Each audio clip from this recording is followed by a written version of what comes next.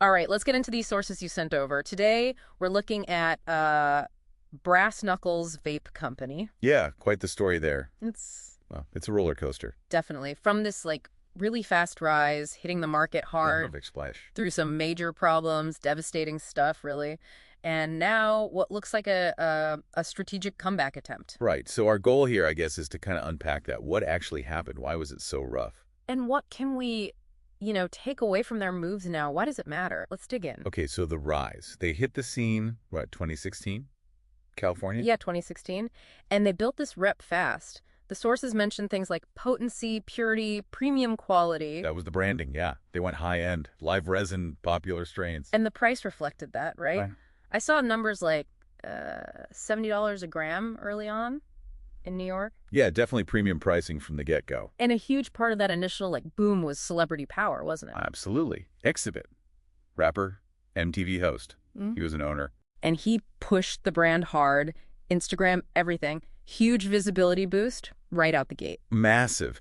But that success, it painted a target on their back almost immediately. Yeah, the counterfeits. That seems like where things really started to unravel. Completely. The market just got flooded with fake Brassknuckles carts. And not just slightly off. These were dangerous. Totally. Yeah. Often made overseas, places like China, filled with nasty stuff. Vitamin E acetate, pesticides. The sources even mentioned myclobutanol specifically being alleged in some cases. Heavy metals, too. Wow. And the scary part, you couldn't easily tell them apart. That was the nightmare. They looked so similar. Sometimes, basically identical to the packaging. And they were cheaper, like way cheaper. Yeah, maybe 35, 40 bucks instead of 70.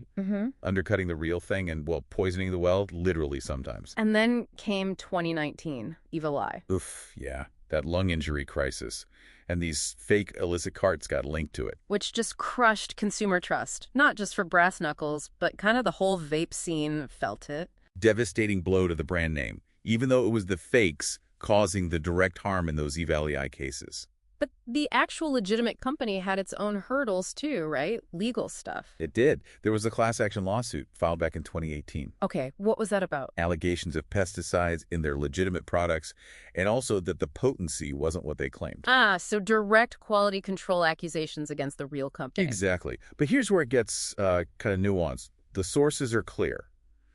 The company owners won that lawsuit. It took 4 years, but They won, so the pesticide claim was overturned by the California State Supreme Court, actually, in 2022, specifically relating to the claims against the legit product. Okay, that's important. So legally, they were cleared on that specific point. Right. They did lose a separate patent case, though. Something about their tech not being innovative enough. But the big one, the safety claim, they were vindicated legally.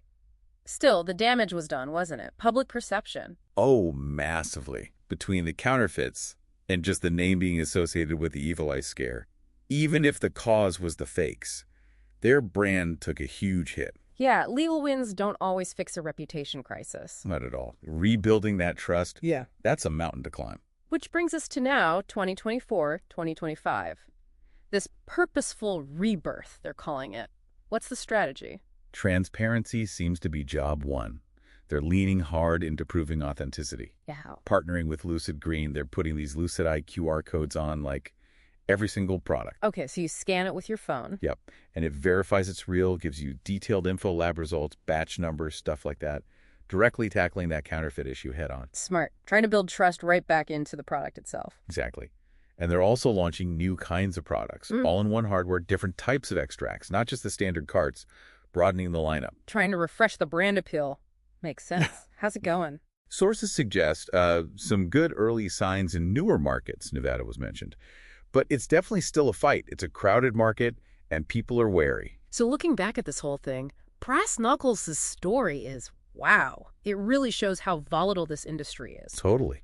You see how fast a brand can shoot up. And how badly things like counterfeiting, these external threats, can hammer even a company that gets, legally cleared later on. And just the huge task of winning back consumers after your name's been tied to a health crisis, fair or not. That move towards verifiable transparency, the QR codes. That seems like a direct lesson learned, doesn't it? Has to be.